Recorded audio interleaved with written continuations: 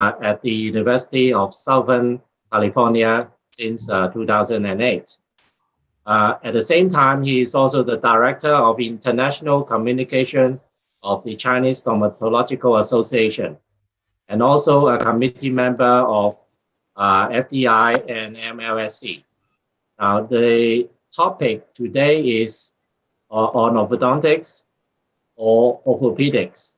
So it is a sense that we sometimes treat patients. We are not sure that we are treating them orthodontically or orthopedically. So I now give the floor to Professor Liu to enlighten us on this topic. Professor Liu. Okay, thank you, Dr. Zhang Li, and thank you, Professor Mohammed. Thanks for the invitation. First, let me share my screen. Okay, can you see my screen?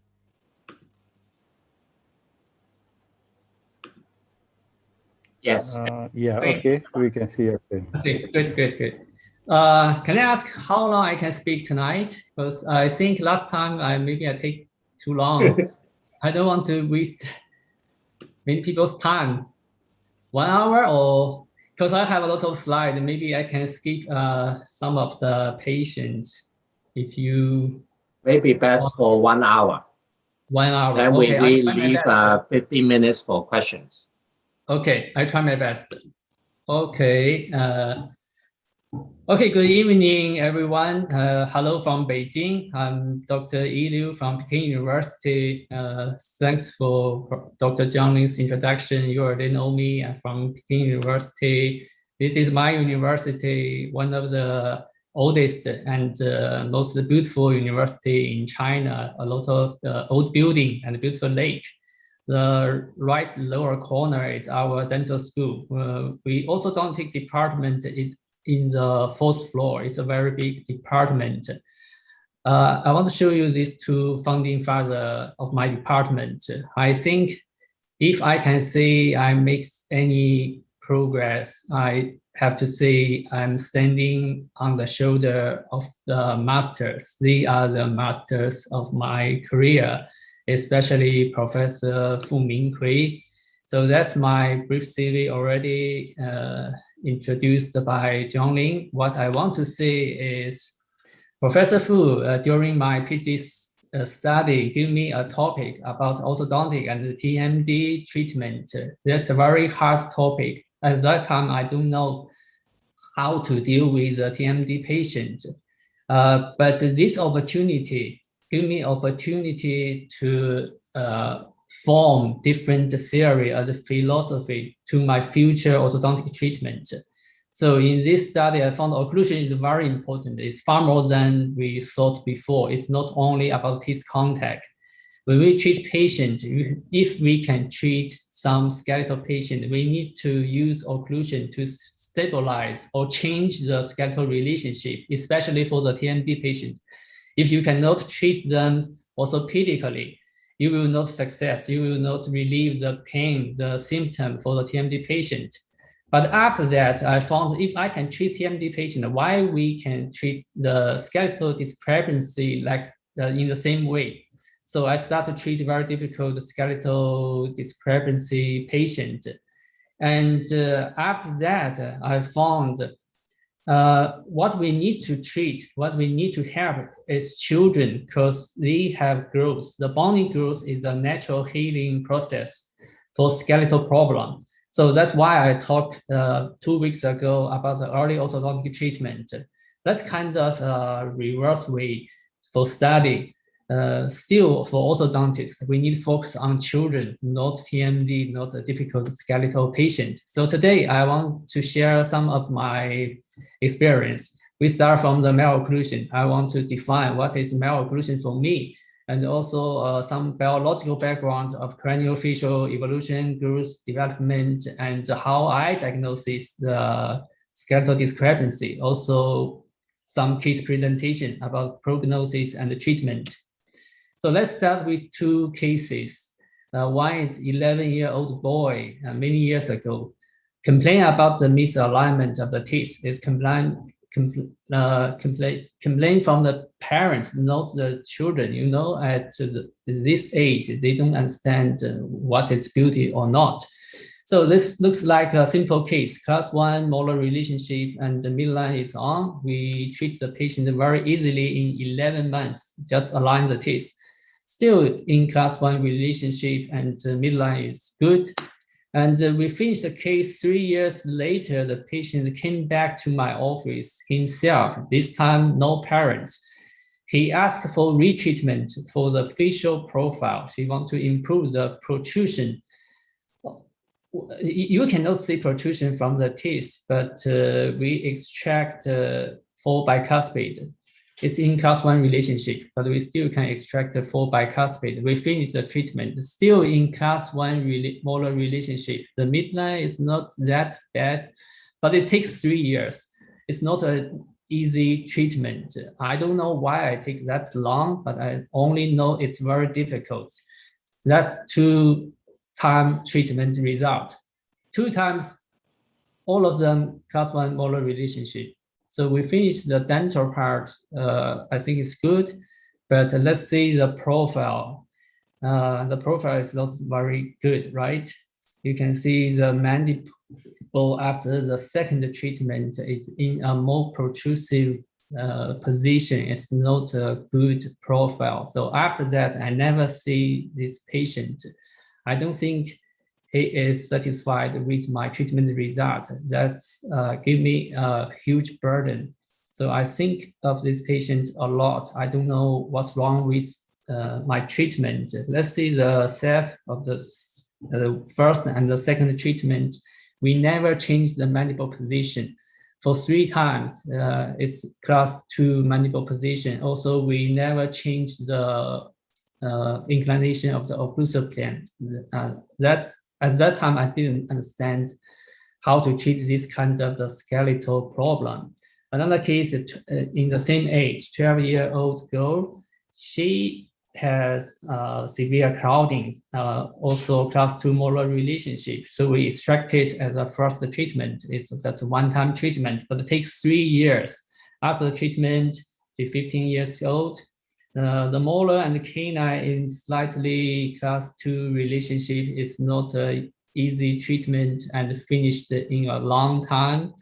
And 15 years later, she came back for follow-up many times, almost every year. So that's 15 years later, she is 29. It's molar and the canine class 2 relationship. You can see the profile. It's getting worse, right? The mandible in a retrusive position, but she doesn't complain about that, but that makes me feel bad. So that's 2 cases. Originally, I think both of them are finished. The teeth is good. I'm okay with the teeth, but why the facial profile is getting worse? So I don't understand at that time. I covered the eye for all of the patients. It's just except this patient. I want you see the eye. Before the treatment, the eye is beautiful, big, and shining. After the treatment, getting smaller, and you can see 15 years later, the eye is getting smaller and not that beautiful, right? Also, the gummy smile is still there. So it's an unbalance of the facial structure, including the skeletal part, also the soft tissue. You can see compare with the self, that's 15 years comparison. The mandible is still in a class 2 relationship. Also, you can see the antigonal angle getting more sharp. So we not only change the mandible position, sometimes we can change the morphology of the mandible, but this case is in a bad way. So what we are dealing every day for orthodontics, we're dealing with malocclusion. What's the definition of malocclusion? If you look up in the dictionary, malocclusion is only a problem of upper and lower teeth. It's a teeth problem. Even for angle, the malocclusion is a misalignment or incorrect relationship between the upper and the lower dental arch. No bony problem. So that's not for me. But I think different people have different definition of malocclusion. there is another way to define what is malocclusion. Malocclusion could be a deviation from normal occlusion. In orthodontic, we define the normal occlusion, optimal occlusion, functional occlusion. I don't know what definition you use. I like the functional occlusion the best. But what is functional occlusion? I think functional occlusion, including teeth contact, skeletal relation, TMJ, and function. Function is from, most of the time, is from the muscle. So our orthodontics need to keep focus on the muscle. So malocclusion is deviation from normal occlusion. That means not only the misalignment of the teeth, also skeletal discrepancy, TMJ problem, also dysfunction from the muscle. If we treat malocclusion, we need to take care of the teeth, take care of the jaw relationship, that's the skeletal discrepancy. Also take care of the TMJ and the function. Today, I only want to talk about the skeletal relationship. So that's my idea. Occlusion is an extension of the jaw relationship. Malocclusion is a compensation of malposition and the malformation of the jaws. Let me give you a little bit background, the biological background of this skeletal discrepancy from the evolution, growth, and the development. I think evolution gave our human being masticatory organ a great impact, mainly in 3 parts. One is the vertical growth, another is the mandible adaptation, the third one is the racial difference. You can see that's a 2 human being. The left one is our ancestor. Compared with our ancestor, we have a bigger head and a small face, and our face getting longer, vertical growth. Our ancestor is a horizontal growth. This change is due to the rotation of the head when we get pedalism. So that's a rotation of the head getting a vertical of the facial growth. The facial growth is not only in the anterior part, but also in the middle part of the maxillary and the posterior part of the mandible. So if the anterior and the posterior have a discrepancy, there will be a different mandible position. So compare with our relative like primates, human beings often have a less poor posterior vertical development. That means the anterior and the posterior have a difference. The difference will determine the occlusal plane in a different inclination. Our mandible will adapt to the upper jaw by the occlusion. So if the inclination of the occlusion is different, then the mandible will stay at a different position. This theory was proved by the research of growth and the development from the cephalometrics. You can see the occlusal plane is developed with the vertical growth of the posterior part. With the posterior part vertical growth, the occlusal plane is getting flat. If the difference between the anterior and the posterior vertical growth is big, the occlusal plane will be getting steep.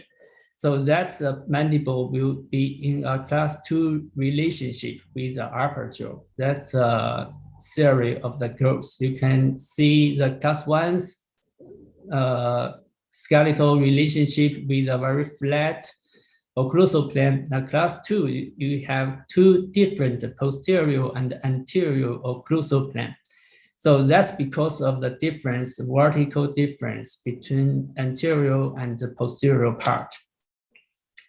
Also a racial difference from the evolution. We have different races in the world. So they are 2 normal people.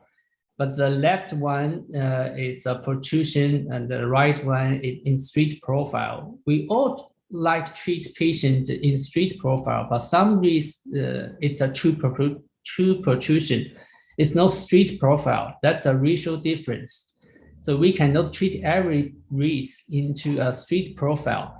Let me explain you in this way. So there are 3 different races and different skull. We take a look from the upper to bottom. You can see maybe they have the same protrusion, but they have different head size. So for the bigger head, the protrusion is small. For the small head, the protrusion is large. It's a profile of the 3 different skull. If we align the sketch with the horizontal by Frankfurt. You can see all the upper and the lower jaw in the class 1 relationship. The difference is the forehead. The smaller head, you can see with the protrusion. For the bigger head, it's a straight profile. So that's a racial difference. For our Asian people, we more likely in the middle. We don't have a very big head. So that means we have a relatively protrusive jaws. You can see from the Asian people and the Caucasian people, we have different forehead. So that's a different angle. So we have an Andrew 6 element. In Andrew 6 element, ask us to put the incisor align with the forehead. That's wrong. So for our Asian people, we like this kind of hairstyle that cover our forehead.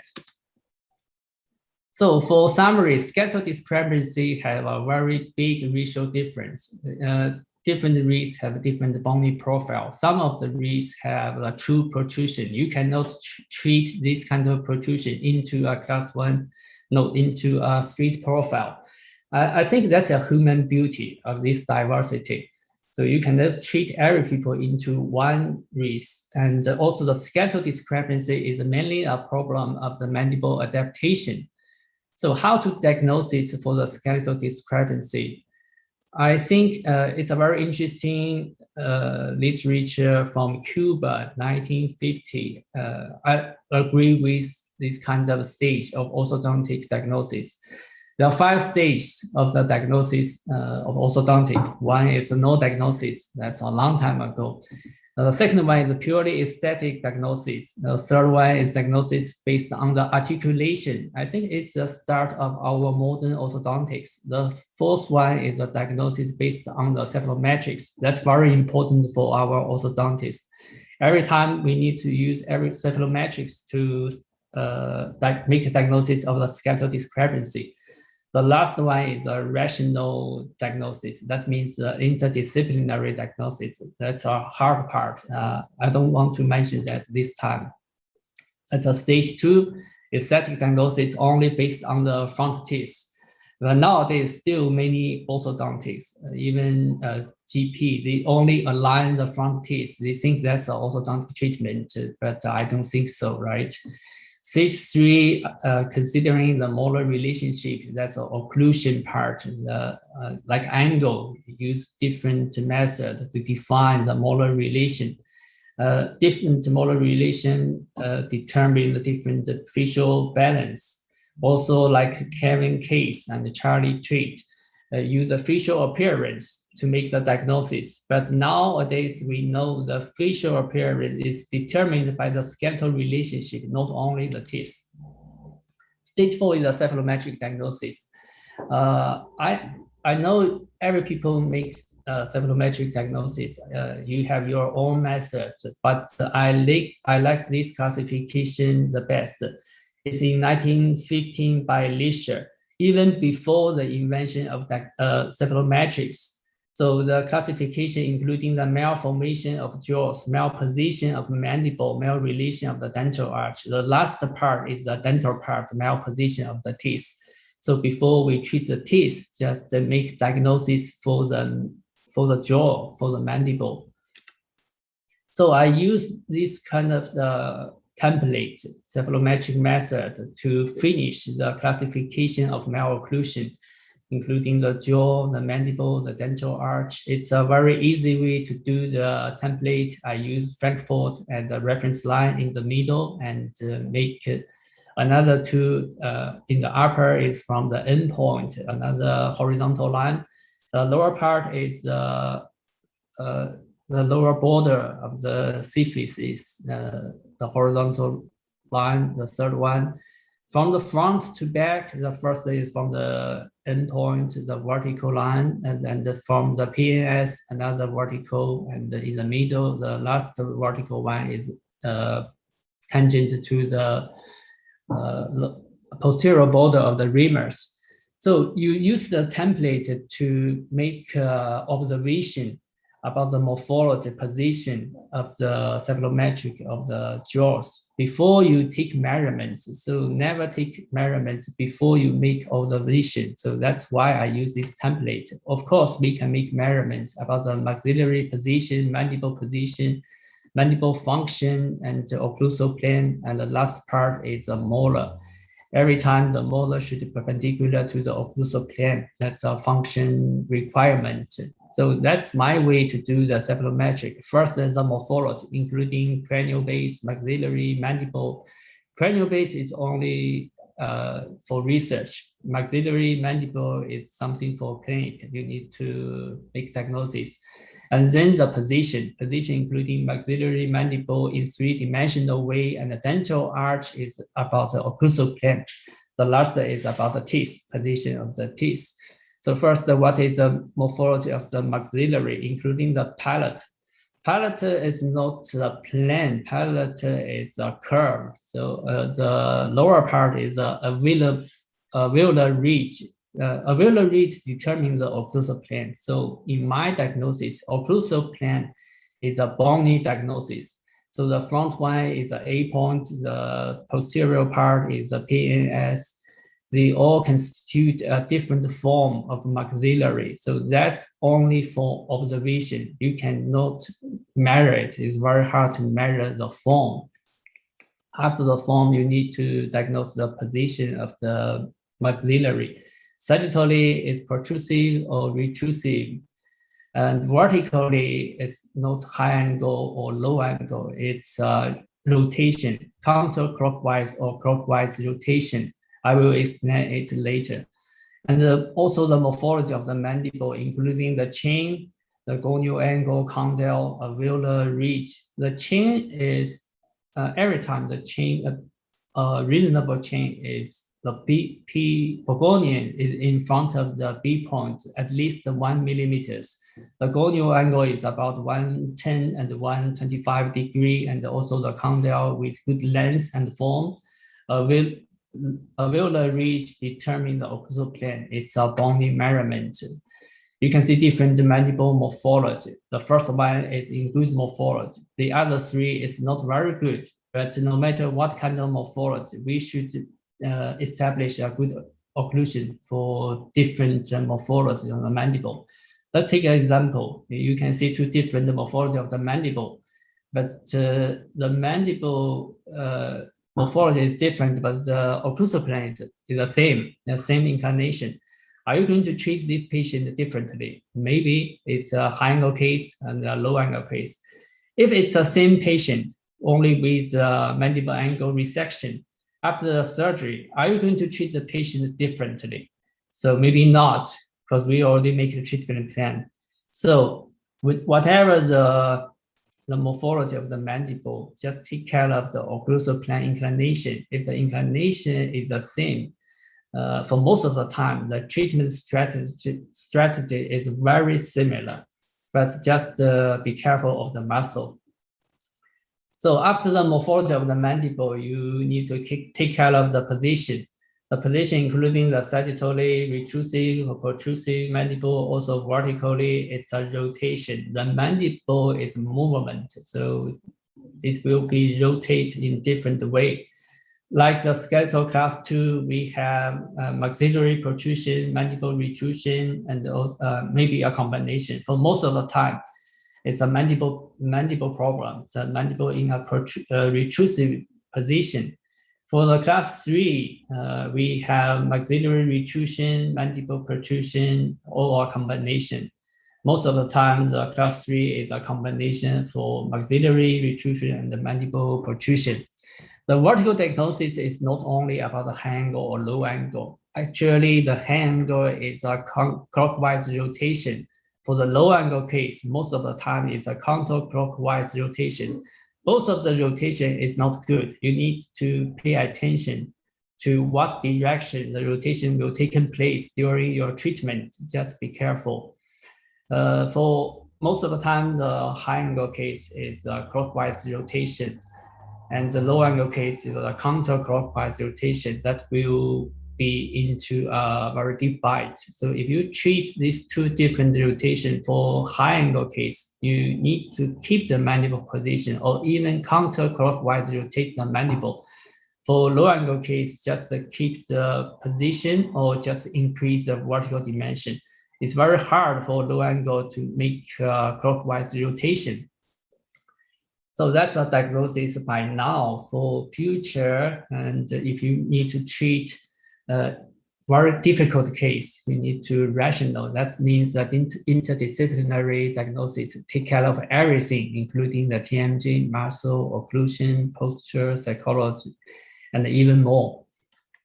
But today we only want to talk about the skeletal discrepancy, so we can use several metrics to make the treatment. Let me show you some cases for how I use this kind of philosophy to treat different people. I will show you cases about skeletal class 2 and skeletal class 3 and open bite and some transversal discrepancy. I like this word prognosis. I make treatment plan, but before we make treatment plan, I like to make prognosis. It's different from treatment plan. Even we don't treat patient, we still have prognosis. So I like to use this word prognosis. Let's start from the skeletal class 2. We already know skeletal class 2 may be the max protrusion, mandible retrusion, or combination. For most of the time, it's a mandible problem. We need to move the mandible forward. For the maxillary, it's a racial characteristic. Different races have different protrusion of the maxillary. The problem is most of the time is a mandible. So that's a philosophy we treat class 2. Take care of the mandible. So we diagnose the position and the morphology, including the morphology includes occlusal plane, chin, condyle, mandible angle, asymmetry. Last time during after my lecture, some people asking me how to diagnose this, the retrusive mandible and retruded mandible. So we use this kind of the morphology way to diagnose the mandible first, then we determine the position. No matter what kind of morphology, so we need to move the mandible for class 2 forward and in a counterclockwise rotation way to control the mandible position. Let's start with a very young patient, 10 years old boy, so very young. A patient asking for the treatment of protrusive teeth. Actually, it's a retrusive mandible. Patient always asking for treat the protrusion, but the protrusion is because of the mandible retrusion. So that's a class 2 molar relationship and big overbite overshared. I think the right side is not in right position. It's a bad picture. If you can see the scan model, both sides is class 2 with big overjet. If we look at the self, it's a mandible in a good morphology with good chin and upright incisor, and the molar is in a good angle. So the occlusal plane is reasonable. What we need to do we make our prognosis is advance the mandible, move the mandible forward, and keep the occlusal plane's inclination. You don't need to rotate the occlusal plane and coordinate the dental arch. That means to establish a very good dental relationship. We can see that's a good gonal angle and also a good inclination of the occlusal plane. We use fixed plans. I like to use fixed plans for every patient. We can align the teeth, we can coordinate the arch and move the mandible at the same time. Of course, we can use function appliance. That doesn't matter. It's only about the principle, not about the appliance. So after treatment, the active treatment time 2 years, we established the occlusion. Midline is on with overbite overjet. We improve the facial profile. And you can see after the treatment, the template is from before and the self is after. You can see the mandible moved downward and forward. It's a skeletal change. If we don't treat the patient, that he will not grow like this way. And also we keep the occlusal plane inclination. That's 5 years later, still in a class 1 relationship, and midline is on with overbite overjet, very stable occlusion. 5 years later, he is 19. He's a football player in America. he's very strong, taller than me a lot. I think that's a profile, very good profile change. That's a skeletal change. So we use skeletal to make aesthetic treatment for the facial profile. That's a little older case, 16 years old, twin girls. This time, the patient asking for treatment for the protrusion of the upper front teeth. But you can see the mandible is in good position. So that's no reason for you to treat the mandible, right? But that's not the case. For the two twin girl, you can see the molar is in class 2 relationship with a big overjet, a very narrow dental arch. So both of them have very protrusive anterior teeth and reasonable occlusal angle and a little bit low angle, a very strong chin. So there is no reason for us to treat the mandible. It looks like it's a protrusion of the upper teeth. So we can take out full bicuspid to retreat the upper front teeth, but I don't want to treat this way because I still want to move the mandible forward to increase moving the forward will be an increase of the vertical dimension. That's a very important idea, I think.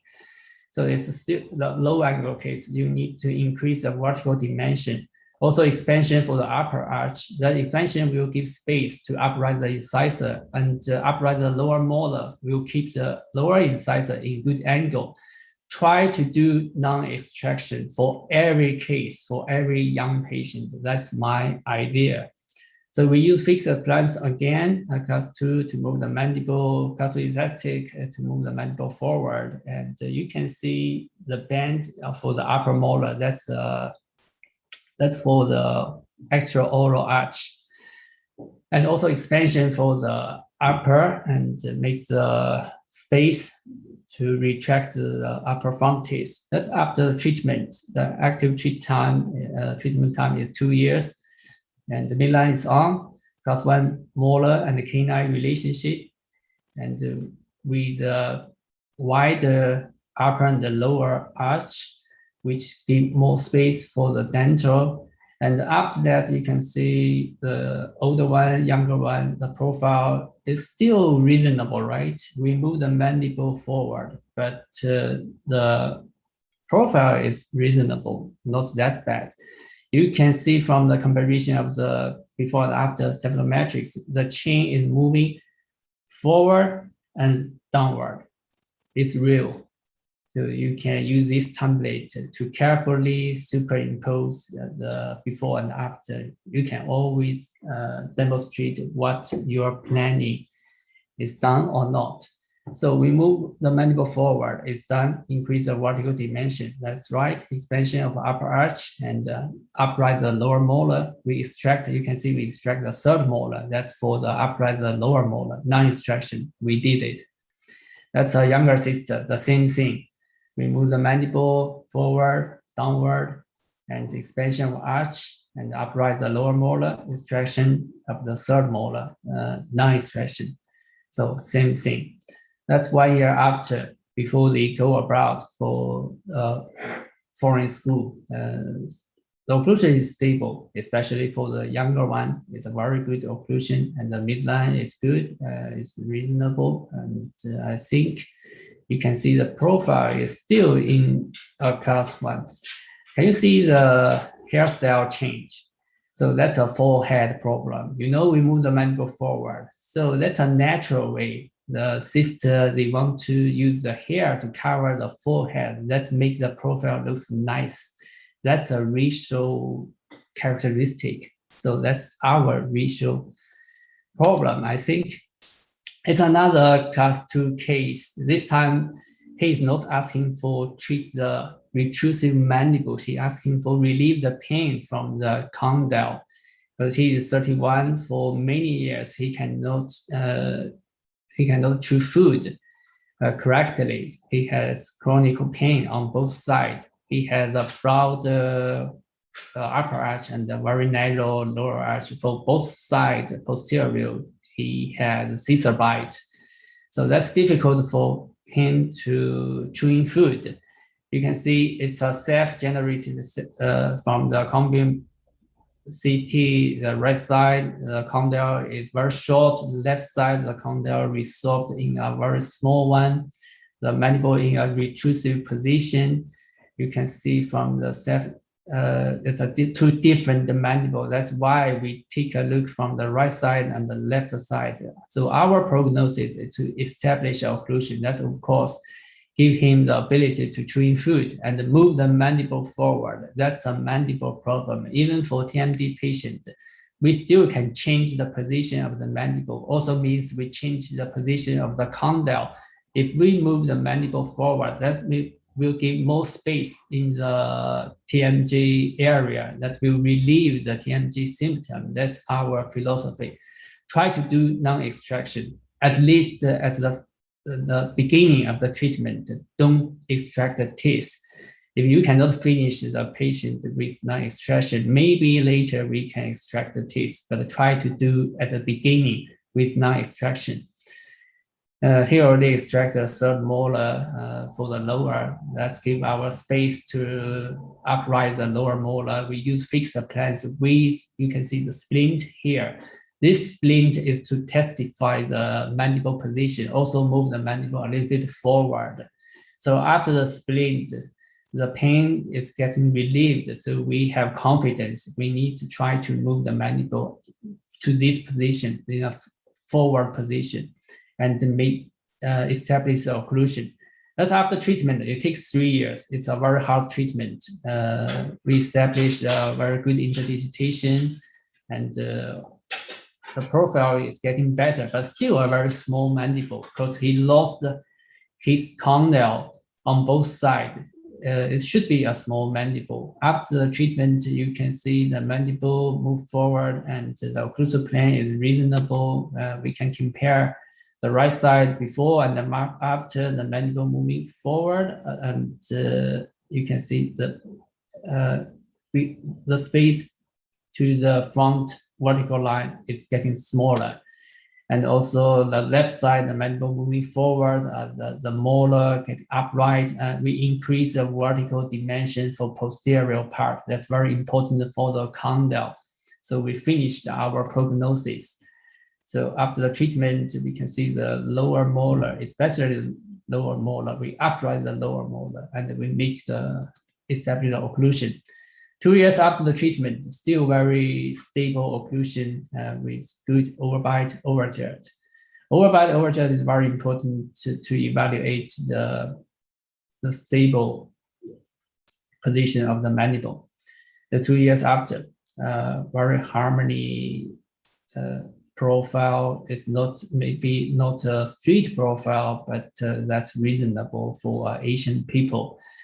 Yes, I extract teeth, especially for two different situations. One is for the dental arch protrusion. We can extract teeth to relieve the crowding and retract the teeth. That's reasonable. For dental arch protrusion, I still extract teeth. And another very important reason is for high angle case. High angle case, there is less space for the denture. So the extraction will give space for the denture. Also, the space is for moving the mandible forward. So let me show you this 23 years old young lady.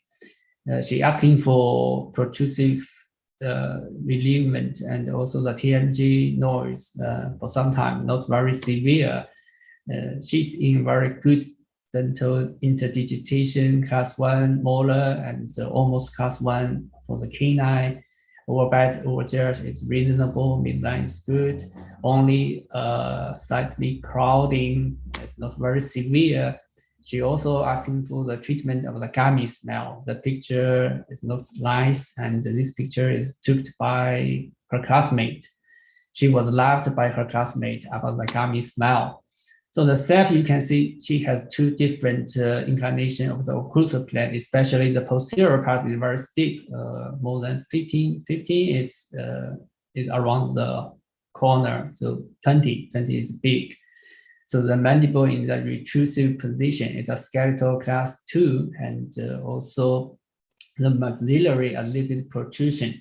So we need to extract teeth to give space for the mandible to move forward, to give space for the dental arch to retract backward. So this kind of a difficult treatment. And also, most importantly, we need to counterclockwise rotate the posterior occlusal plane. We use fixed appliance this time, and we put tests on the upper arch, only on the upper arch. And then when we use the class 3 elastic, class 2 patient use class 3 elastic. That's for the mandible rotation. That's for the occlusal plane rotation. With the help of the test, we can rotate not only the posterior part, and we can also rotate the front part. So the front part treatment is to relieve the gummy smell. That's after treatment. The treatment time is only 23 months. It's very a quick treatment. If you have good philosophy and good mechanics, you can treat patient very quickly, because she needs to go abroad for future study. So we need to finish her treatment very quick. So she is in class 1 molar relationship, on the canine relationship, and the midline is on with overbite, overjet. It's before it's in the lower and after treatment. Although we extract teeth, but still in a good interdigitation, you can see the gummy smell. That's a gummy smell. We relieve the gummy smell, and the profile change. It's 1 year and a half. 1 year after the treatment, she came back for vacation. We take another picture. 1 year and a half, she became a dentist in America. So we take another another picture. You can see the good interdigitation, and she took the right and left in America. She sent me because the picture was lost in my clinic. So she took it in America. So you can see still very good interdigitation. Compare with the self before and after, we can see the rotation of the occlusal plane. It's a posterior occlusal plane counterclockwise rotation, mandible moving forward, and also we intrude the upper incisor. We didn't put tests in the front part. We only put tests in the posterior, in the middle of the arch, but we rotate the occlusal plane, front and back. So we get the rotation of the posterior part, also the front part. We relieve the gummy smell. It's an improvement of the aesthetic. This counterclockwise rotation, we can move the mandible forward. It helps us to mandible forward. Plus the extraction of the teeth, it gives a dental available compensation. That's a combined treatment, but it's a difficult treatment. It's only for adults. For young patients, I usually don't need to treat patients like this way. It's another case, same story, the gummy smell before and after, relieve the gummy smell, improve the profile with extraction and the counterclockwise of the rotation of the occlusal plane. Also, it's another case, improve of the mandible position, moving it forward, and looks nice looks like a street profile, but not really. So we counterclockwise rotate the occlusal plane, moving the mandible forward with extraction. Also, an extraction case with counterclockwise the rotation of the mandible plane. We move the mandible forward, get a beautiful profile. Also, we improve the gummy smell. No surgery. It's a rotation of the front occlusal plane. Also, another case, improve the gummy smell. So we can do this kind of case very easily, also orthodontically, but no surgery. Let's talk about skeletal class 3. Most of the time, the skeletal class 3 is a combination. Retrusive maxillary and the protrusion of the mandible with strong chain, and also with family background. It's very difficult to treat. But you need to remember the rotation theory. For the rotation high angle case, most of the time we need to treat this kind of patient counterclockwise to move the mandible forward. But for class 3, you need to continue the clockwise rotation for the mandible. That will change the the big mandible into a class 1 or even class 2 position. That's very important. But at that time, when you counterclockwise rotate the mandible, you need counterclockwise rotation of the occlusal plane. That's a difficult treatment, right? So let's show you a younger case, 9 years old. The chief complaint is to improve the facial profile because her family history, a lot of the skeletal class 3. So her parents are asking for the early treatment to improve the facial profile. You can see molar class 3, the full class 3, and frontis, crossbite. But from the cephalometrics, it seemed not that difficult because the mandible and the maxillary in relatively class 1. So just keep it. Seems it's only a dental problem, but it's still very difficult because we need to move the lower dental arch distally very much, and we need to stimulate the upper jaw growth. That's a combination. It's very difficult to expect more growth and move the lower dental arch distally. So we only can expect more growth of the chin and of the maxillary. We didn't treat the patient right now, so we wait 1 year for observation, and after 1 year observation, we start the treatment with fixed appliance. I think last time I talking about the early treatment, you already know I use a dental stage, 6 dental stage to evaluate the patient and try to make an occlusion for every dental stage. So that's an early mixed dentition. I try to make the molar into class 1 and good overbite overjet. It takes me only 3 months to finish the treatment. That's the first stage. We make the molar in class 1 contact and also a bit good overbite overjet. What you need to do is wait, because you need to wait more growth. So I stopped the treatment, but the facial profile is not good. You can see it's still a convex profile. Apparently asking for more treatment, but I said, just wait. That's 8 months after the observation, you can see the profile is getting better. That's a stimulation of the growth. If you don't make a good occlusion, that will no growth of this kind of way. So when we see the growth is good, so we keep the treatment. We continue the treatment with non-extraction. We want to treat the patient in non-extraction way. So we start early, although it's still primary case in the dental arch, but you can see the second molar, the lower second molar is erupting. So based on my dental stage, it's the last stage. The second molar is erupting. You need to treat the patient early, especially for this kind of class 3 patient. It takes 22 months to finish the second phase treatment, altogether 25 months with fixed appliance. That's reasonable, right, for a young kid. We established class 1 molar relationship and good overbite overjet 6 months after, still in a good interdigitation, and 9 months. It's still stable occlusion. That's after treatment, 12 years and 13 and 13.5 years. It's a good lip competent and a good facial profile. It's like a class 1 relationship, but you know, she has family history and with a big mandible. As before and after, it's right after we take off the braces, we take the computer scan. So we didn't take another radiograph after the treatment. You can see a lot of growth of the chin and the mandible, and we keep the occlusal plane inclination. That's easy for a young patient because we treat her very early. So we finished all of our diagnosis with non-extraction.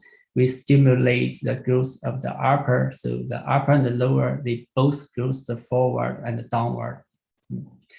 But for adult patients, that's not that easy. It's a 29 years young lady. You can see the skeletal class 3 facial profile. What she wants to do is improve the profile. Originally, we sent her to the oral surgeon for a surgery, orthodontic surgery, but she refused for the surgery. So she came back to my office, and we re-evaluate of the facial profile and assess and promise treatment orthodontically. You can see full class 3 molar relationship and crossbite, and another side full class 3.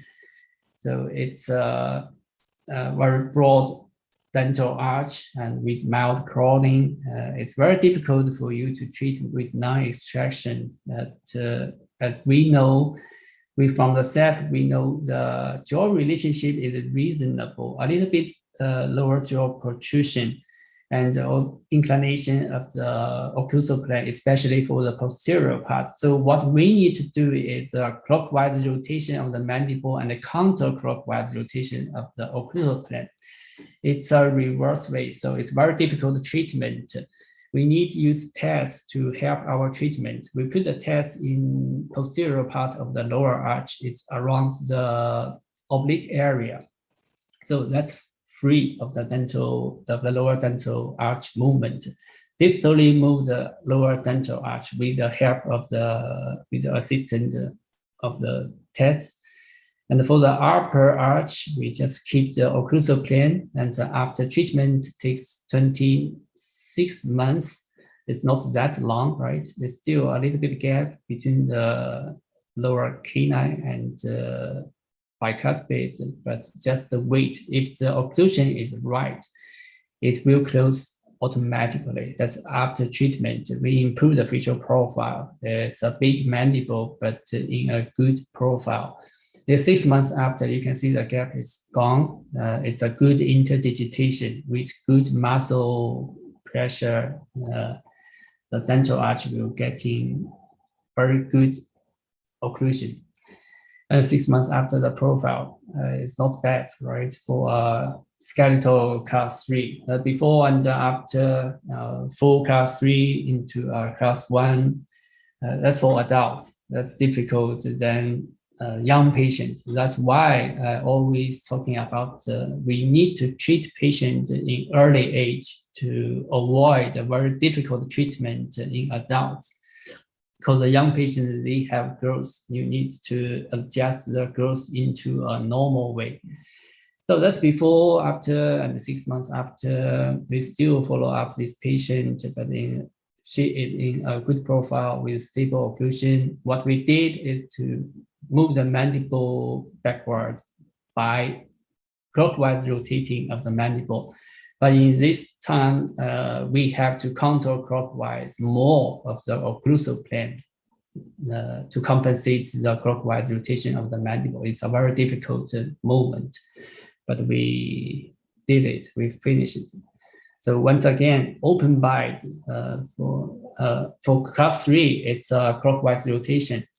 But if you have more clockwise rotation, you will have open bite. So we already know how to treat the clockwise rotation.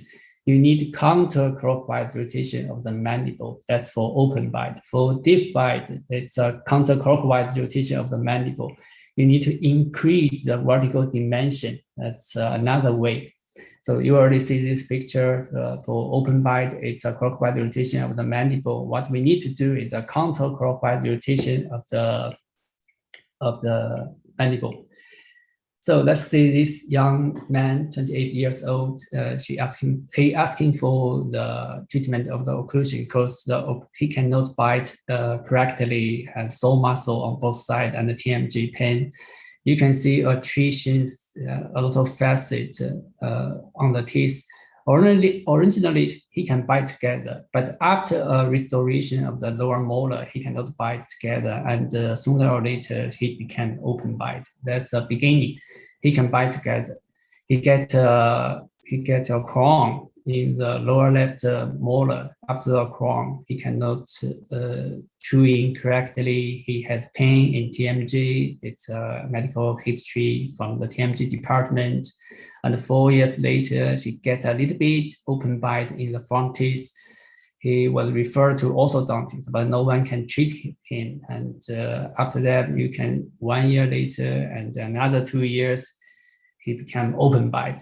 So the open bite is because of the clockwise rotation of the mandible. What we need to do is a counterclockwise the mandible. That's a philosophy. We treat this kind of patients. So for open bite, usually it's a very easy treatment because you know the rotation direction. Just reverse the rotation, you will correct the open bite. But he has TMJ pain. So I use splint to relieve the pain, also to testify the mandible position. After the splint, we use fixed appliance again. This time, you know, we are not extraction of, we not extrusion of the upper teeth. We are counterclockwise rotate the mandible. So the elastic is not for the extrusion of the upper teeth. That's very important.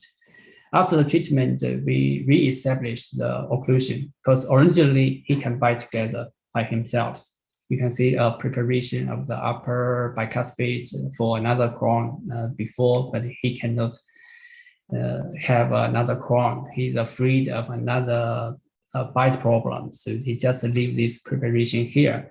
The treat time 2 years, and after that, he's still in class 2 profile. It's originally profile. That's nothing to do with our treatment. We just close the bite, counterclockwise rotation of the mandible. We can prove it from the cephalometrics. You can see everything counterclockwise, including the rim, MERS, mandible, and occlusal plane. It's an easy treatment. And after the treatment, we re-establish the occlusion. 1 year after, very stable occlusion, including the crown. And 2 years after treatment, still very good occlusion. Actually, we give a lot of muscle training for this patient. The good retainer is a muscle. It's not only the occlusion. The occlusion is a position. To keep the position, we should do the muscle training, especially for the TMD patient. It's 4 years later, still very stable occlusion. So the last patient is a transversal discrepancy. Usually the transversal discrepancy, we need to take PA-SEF. If you have a cone-beam scan, you still need to do a PA diagnosis. But I have another way to do that. So for PA-SEF, it's very difficult for indication of the landmark and for different methods. But for the transversal discrepancy, you can generate 2 sets from the cone-beam scan. One is from left and another one is from the right. You make 2 different diagnoses.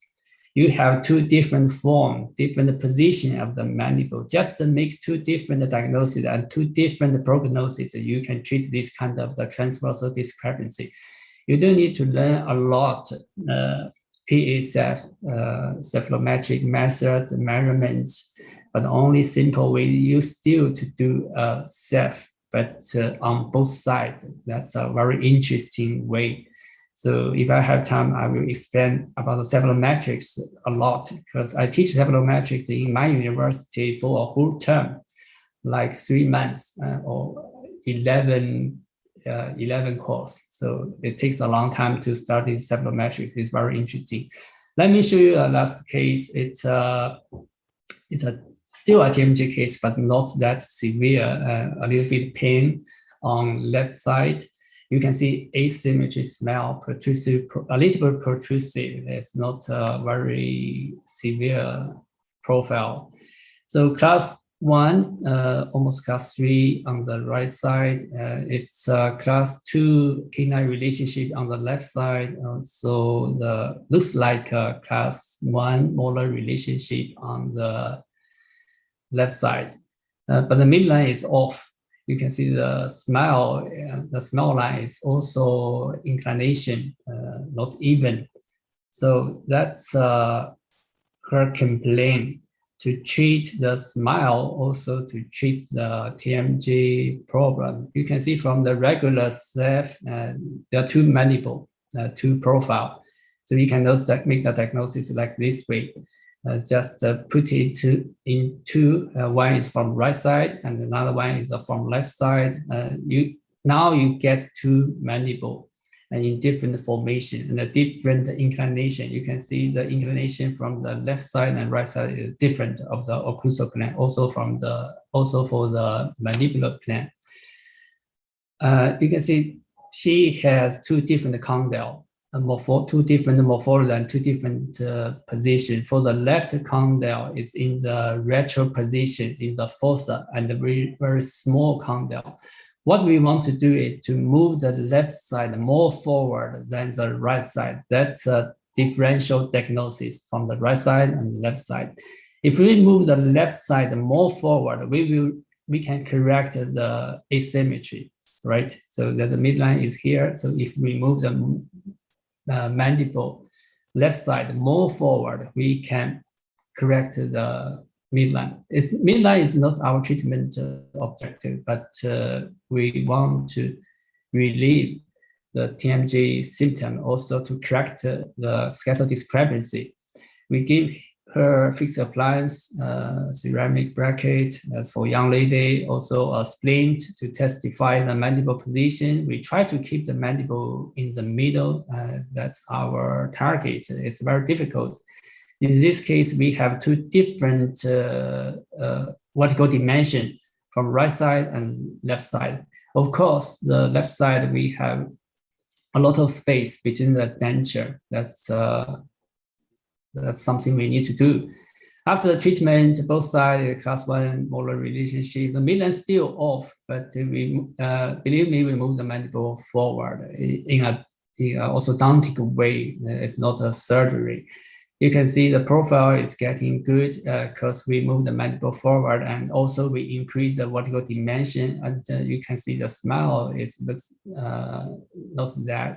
not like before. It's a before and after. Improve the smile, and not too many gummy smile on the right side, right? Also, we increase the vertical dimension, and also you can see 2 years after, the profile is getting bigger, and you can see a more lovely smile with some plastic surgery. I think she has some injection of the mandible angle. Class 1 molar relationship, and also a good overbite over there. Also class 1 on the other side. It's a profile change, non-extraction, but we improve the profile. The secret is to move the mandible forward, increase the vertical dimension. For human being, most of the time we have less posterior vertical growth. Just keep in mind to try to rebuild the occlusion, try to increase the vertical dimension. So we upright the lower molar, the upright and the movement to increase the vertical dimension.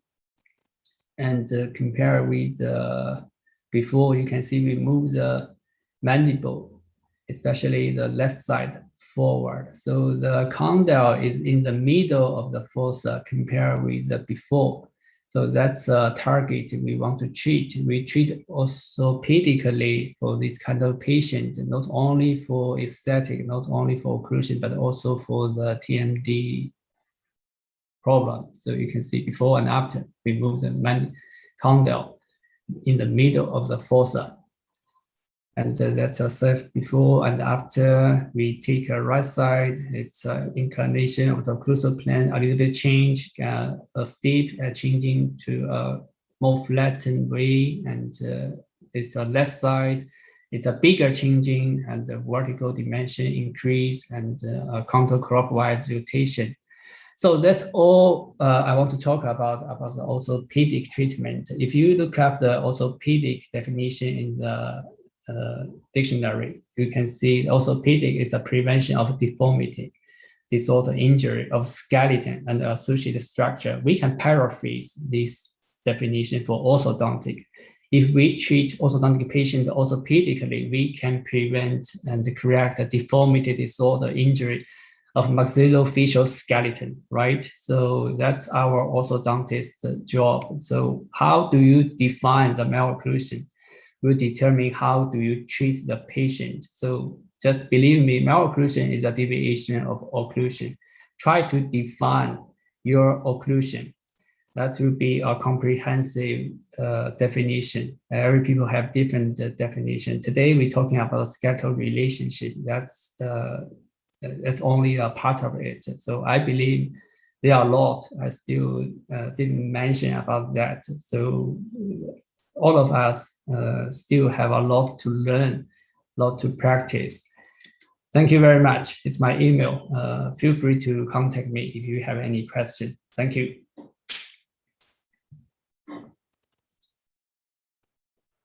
I think I can stop the. Oh, thank you. So we have, I saw 3 questions regarding the lecture. They all thank you for a very interesting and excellent presentation. The first question is, could you explain for when you are treating the class 2 malocclusion, a little bit more about the mechanics when you are using the test? That means the mini screws. And also the use of the class 3 elastics. How to treat and change the occlusal plane? Okay, that's a very good question. And for most of the time, during my lecture, this is the first question about the mechanism of this picture.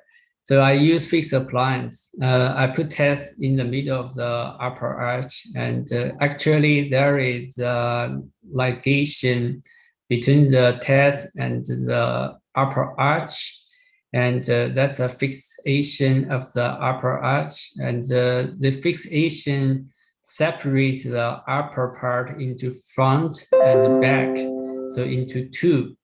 And the class 3 elastic for the upper, it's a downward movement for the posterior part, but that will give another force of the upward movement for the front part. That's a mechanism for the upper. For the lower, the class 3 elastic will move the mandible backward. It's not the mandible position, it's the dental arch. And also, it's class 3 elastic is the counterclockwise rotation of the occlusal plane. That's a mechanism. That's not new, actually. That's in the literature a lot. I think in 1950s, a lot of class 2 patients treated like this way, but at that time, only no tests. But class 3 elastic for class 2 patients, that's for the counterclockwise rotation of the occlusal plane. I think that's my explanation. I hope that makes sense. Now, the other question is, when you are treating the gummy smile, you are doing the extraction. How can you improve it with treating the gummy smile with extractions? In the case that you did not use the tests in the anterior region. Actually, I think extraction has nothing to do with the gummy smile. The extraction only gives space, more space for the dental movement. So I already mentioned for the protrusion, there is no more space for the dental movement. So I need to take out the teeth for dental movement. But yes, if we want to treat the gummy smile, the dental movement is upward. You can see from the jaw, the jaw is in the alveolar ridge is bigger, and if you go up, it's getting smaller. So that's another reason for me to take out the teeth. That's for space. But the gummy smile, actually, I already explained, it's a rotation. We don't put the test in front part.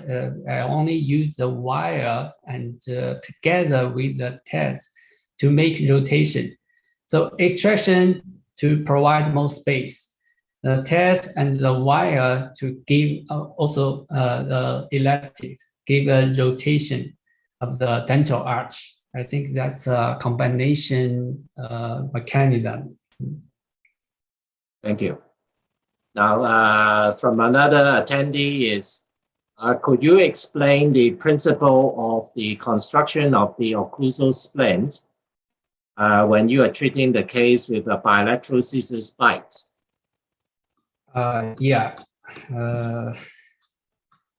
It's still based on the diagnosis of, let me see, should be, yeah, it's a splint, Yes. Here. It's still based on the diagnosis, is here, it's a splint. I do splint a lot. That's only for the TMJ patient or for the dysfunction patient. The splint is to relieve the pain, to make a diagnosis of the mandible position. So that's based on the TMJ diagnosis. So for TMJ, it's the same. First is the morphology. If the condyle is still in good morphology, and then another thing is the position. Between the morphology and the position, the most important is the position. So the splint could change the position of the condyle. That's based on our understanding what is the good position of the mandible. That means what is the good position of a condyle. That's not orthodontic diagnosis. That's why I mentioned about the diagnosis. The fifth stage is a rational stage. That's an interdisciplinary diagnosis. For most of the orthodontists, we don't care about the TMJ, and so we only make a consent form to the patient. But that's for difficult case, it's our job to make a diagnosis for the TMJ. If you can diagnose it for the TMJ, you will know how to make the splint. That's my understanding. Thank you. Normally, how long do we need to wait for the condyle to adapt to the new position before we commence the orthodontic treatment? How long do we need to go into the splints before we embark on the treatment? Yeah, that's really tough because that depends on the patient. For usually the splint, we need to ask the patient to come back in 2 weeks to see if the splint works or not.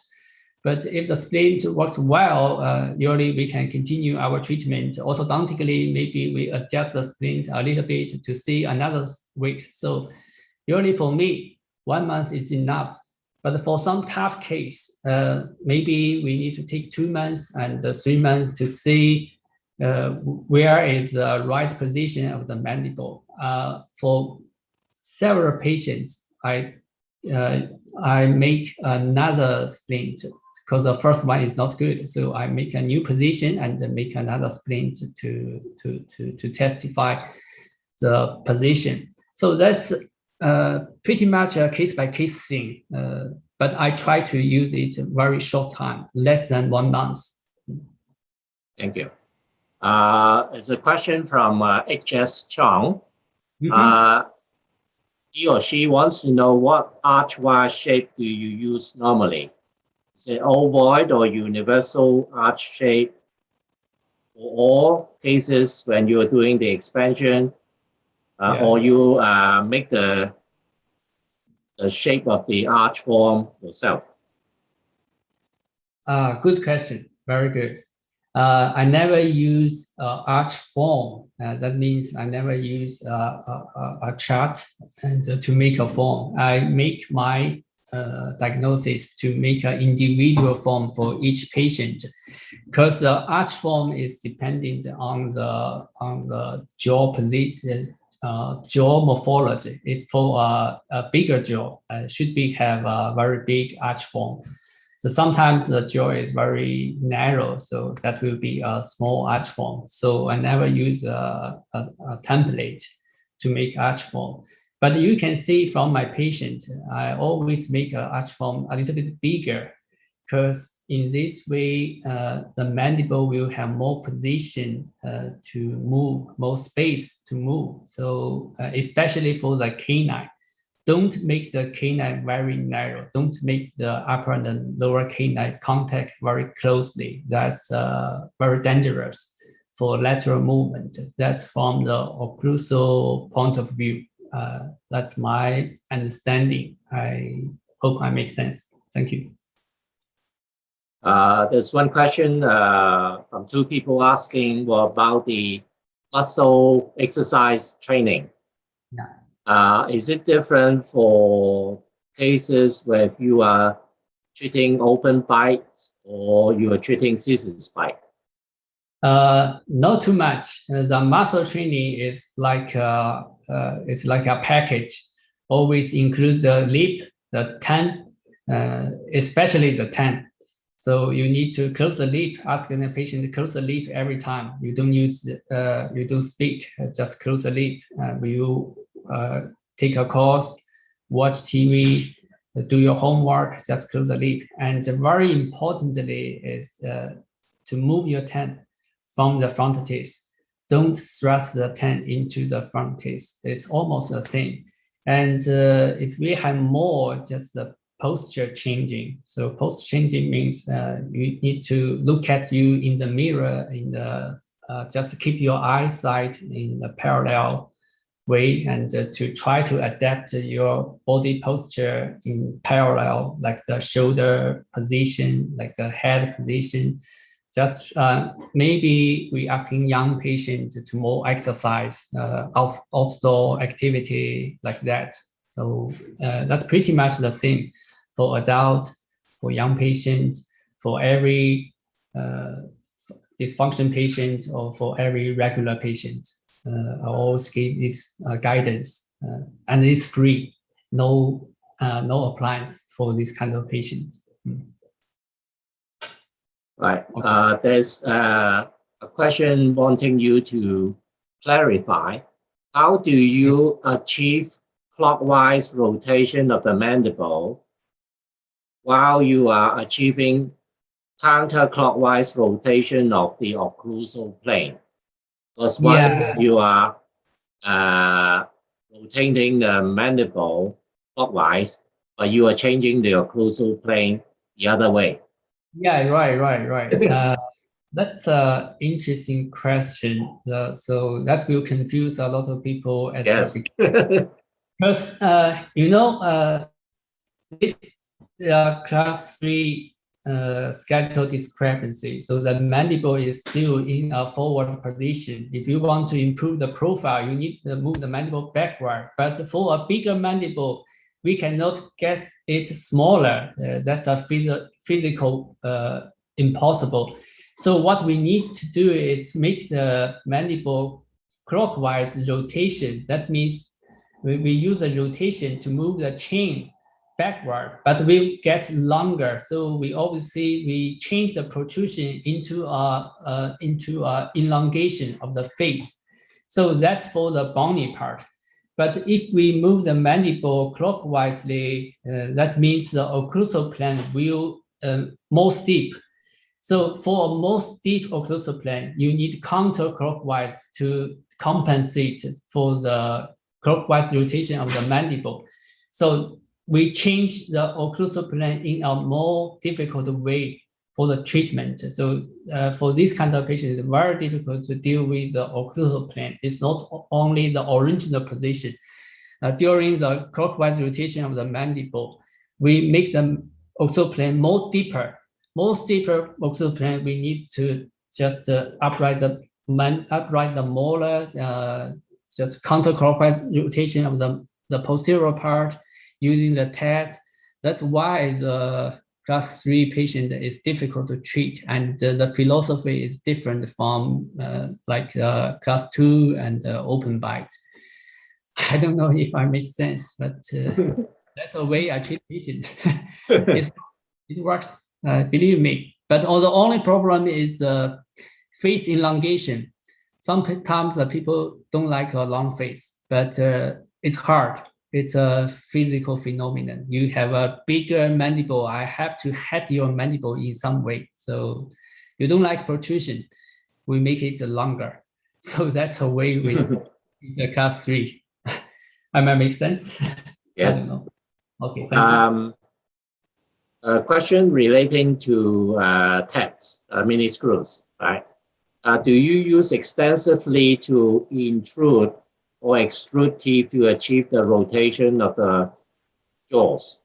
How do you use them? You mean for? Now this is one is do you always use tests to intrude and extrude the teeth? Okay. Not really, actually, because nowadays I'm more focused on the children or young patients. For young patients, they have growth. So for young patients, there will have less chance to use tests, because for young patients, I don't use a lot. But for adult patients, I need to evaluate the case. I don't want to challenge more difficult skeletal cases, because I think we are not compete with oral surgery, with also nastic surgery. So still, I transfer a lot of patients to the surgery. I only treat the patient they don't want surgery. For this kind of patient, it's very difficult, so I use tests. But for patient, at most, I use 4 tests, 2 in the lower and 2 in the upper. That's at most. For most of the time, I only use 2. So the 2 is in the mandible, in the retromolar area, in the oblique area. Yeah. That's my philosophy. I don't like tests, actually. I have to use it only in very difficult case. So let's see. Most of the in the chat boxes. Thank you. Right. How do you determine the retention plans or retention on these difficult cases? Is it different in or class 2 or class 3, open bite? What they say? Yeah, for me, no difference for the retention. I just mentioned the good retention is good function. So I pay a lot of attention to the muscle function at the beginning of the treatment. Also, I focus on the occlusion. If I establish a very good occlusion, I am very confident about the interdigitation. The muscle will help the interdigitation. Naturally, you will see in 3 or 6 months, it will be more beautiful interdigitation than we finished. So that's most of the case. And the retention is only for the front teeth, because no people like crowding, but the front teeth from long-term view, the front teeth will get a little bit crowding. So no people like it. So I ask the patient, take the retainer only at night during sleep. After 1 month, and only at sleep during the night, you use the retainer. No retainer in the daytime, but you should have a very good muscle function. So if the patient has a good muscle function, I'm quite confident about the retention. So not a lot of philosophy about the retention. I treat them, I consider them early before the treatment.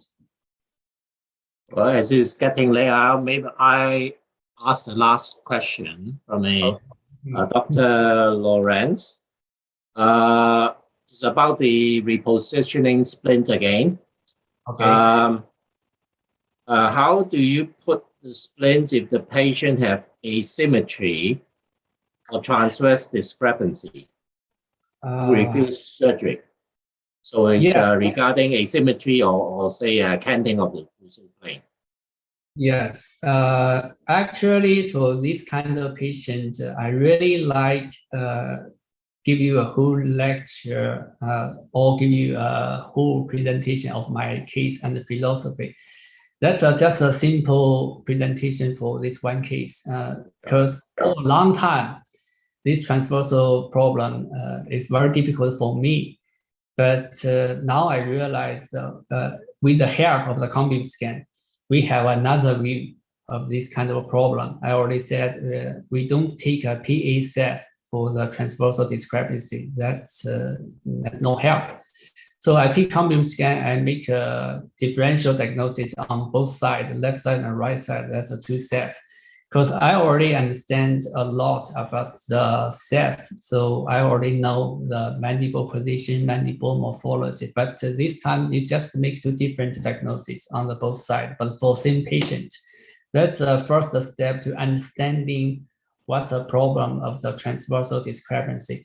Actually, transversal discrepancy is very difficult. It's not like this simple way, because historically, there is a people called Greece classify the transversal discrepancy from the front to back. So the transversal problem could be the chin, could be the molar area, could be the condyle. So when we make the self-diagnosis, we still focused on this area. So the chin problem, the molar area, that's a crest ridge, also the condyle. That is the most interesting part. So first, make a good diagnosis. Then you can use, it's only one case we use a splint, but not for everyone. So for different transversal problem, we use different philosophy. This only one kind of treatment, only one mechanism. So I hope I make me clear about the transversal. It's a difficult case. I don't have many time to explain about the mechanism. It's totally a different topic, actually. Maybe I pass on to my president. Okay. My end up Dato. You need to unmute yourself. Hello. Hello. Professor Liu Yi. Okay. Very impressive presentation. I noticed that there are more than 10 questions and there are still 2 questions not answered yet. Okay. Now, in view of the time, which is already past 11 o'clock, all right. So, but I also do not want to disappoint our very enthusiastic audience. Okay. So if you don't mind, do you like to take their last 2 questions? Maybe in a brief way. Then for other participants, if you feel that it's kind of late, then you might just leave. We understand that it's very late and you have to work tomorrow. Yeah, but we really appreciate your very enthusiastic participation. The other thing that I like to highlight is that there are many orthodontists from all over, I would say internationally, attending your lectures. What I reckon here is actually not only from Malaysia, Indonesia, Hong Kong, also Taiwan, all right, and Vietnam, Myanmar, and also Cambodia. All right, so in short, right, it's all the Section 15 countries, all right, and many of them are specialists orthodontists. That's why you will reckon that the question that they ask is very high power specialist question, right? And I would like to thank everyone first, right? So first of all, for attending this, and also that it is because of your international reputation that you actually attracted such a big crowd here. All right, so I'd like to thank you first and also everyone. So there are 2 last questions, right? So if you may just take these 2 questions. All right, so the first question is actually from anonymous attendee. All right, apparently I think he or she is an orthodontist. The question that he asks is that, what is the mechanics that you use in treating deep bite class 2 with increased overjet, with strong masseter muscle and short face? I think this is one whole lecture by itself. All right, so it may take you 1 hour to answer that because there are so many factors, but perhaps you may just answer in a very short way.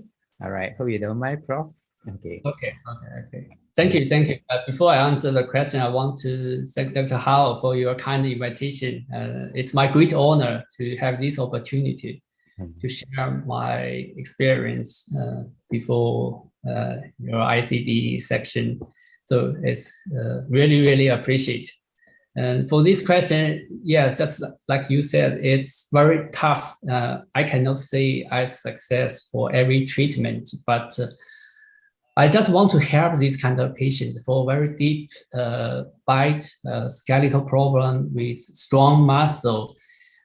You know, it's very difficult to change the vertical dimension and to change the mandible position for this kind of patient. But the only thing we can change is the dental position. So we still can relieve usually for this kind of patient, there is a very strong curve of speed. Using fixed appliance, it's our strong weapon. We can leveling the curve of speed. We can upright the molar. The upright is not only the mesodistal way. Another direction is the lingual buccal. So this upright is the increasement of the vertical dimension. Although it's very limited, it's very small, but it helps a lot, especially in the function way. So we cannot improve the facial profile, but we can relieve the facial pain. We can relieve the TMJ symptom by this kind of treatment. So that's what I believe. Small change, but helps a lot, but not for aesthetic purpose. That's why I treat this kind of patient. Thank you. Thank you. Now, the last question for the night is actually on a class 3 patient. It's also on skeletal, all right? And also regarding the clockwise and anti-clockwise. I understand that this is not a simple question to answer, right? But I also appreciate the enthusiasm of our audience. So I would like to suggest that we organize another dedicated orthodontic forum. All right. So what I mean is that, right, I would like to invite a lot of international renowned orthodontists, right, to deal with a specific malocclusion. Then probably each of them will speak about 20 minutes. Okay, and then after that with the 10 minutes of Q&A. All right, so with that, right, we can deal with questions like this is our deep bite with class 2 and also class 3, which is Dr. Rokria's question in asking how do you do counterclockwise or clockwise jaw rotation. Right, I think this is a very, very interesting topic, which I reckon that this is the needs of participants. So I'll take note of that, and then we will invite all the specialists become our panelists, and then probably during the time we will have a lot of experts there to deal with different problems. Okay, and to see how they will have approached the same problem. Okay, yeah, so therefore, just very briefly, if you can answer it in about 1 minute about Dr. Rokria's question. She said that just now, Prof, you said in class 3 skeletal, you rotate the mandible clockwise and counterclockwise the occlusal plane. You counterclockwise occlusal plane using text to outright the molar, right? Is a question. Okay, so if you wanted to see this question, you can actually click onto Q&A, all right, and under which, right, you can see this question. So basically, she's asking you, how do you do the counterclockwise occlusal plane? Are you using the pad or are you using the pad to outright the molar? So that's the question. All right. So yeah. Okay, Prof. Liu, over to you, please. I think that's a tough question. I already answered.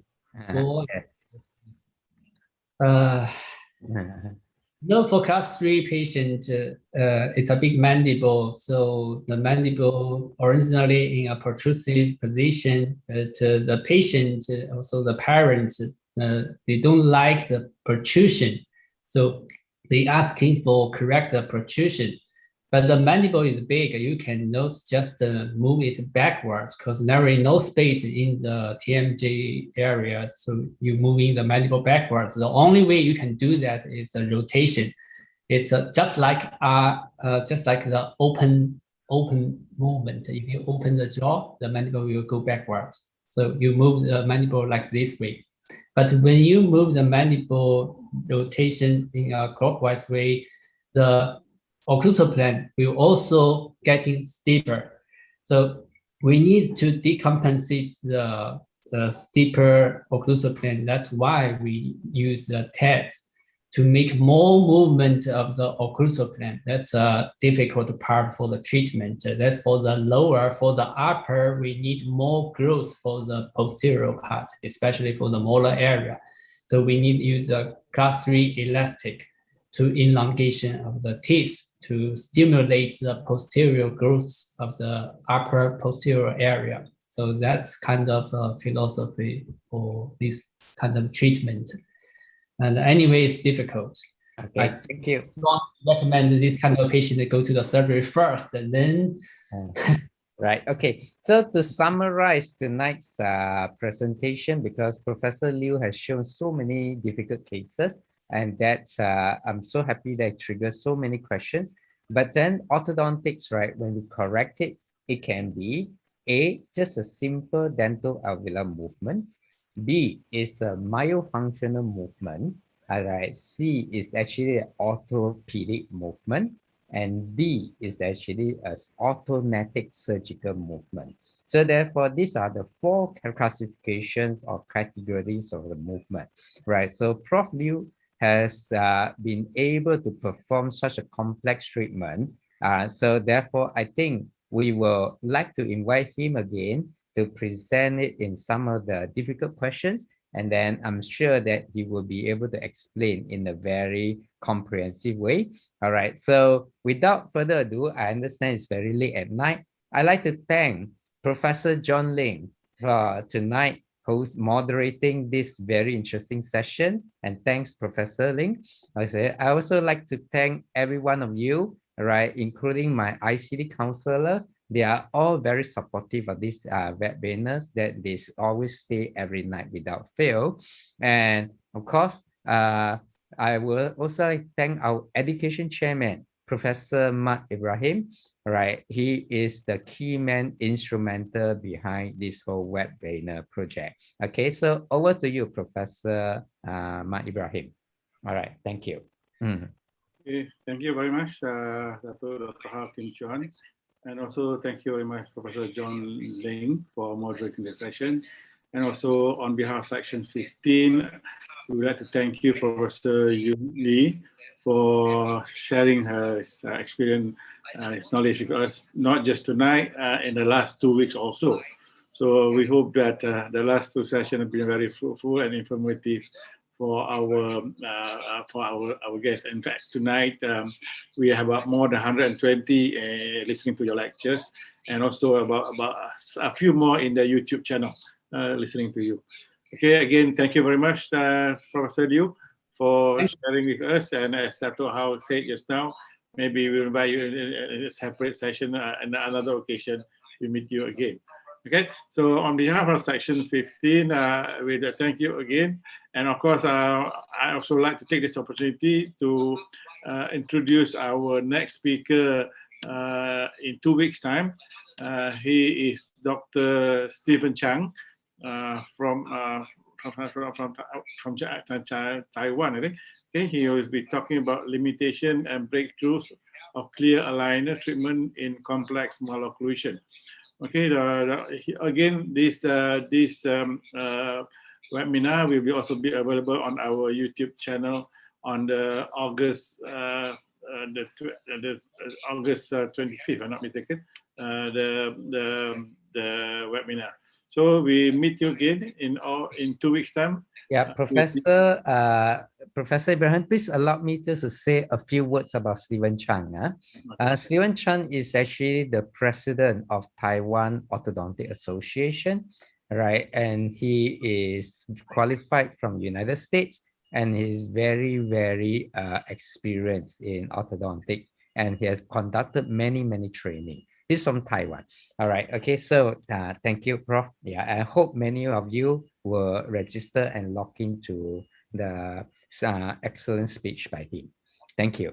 Thank you very much. And as I said, it's quite late now, and we'll see you again in 2 weeks' time. Thank you and good night. Thank you. Bye-bye, everyone. Thank you. Bye. Thank you,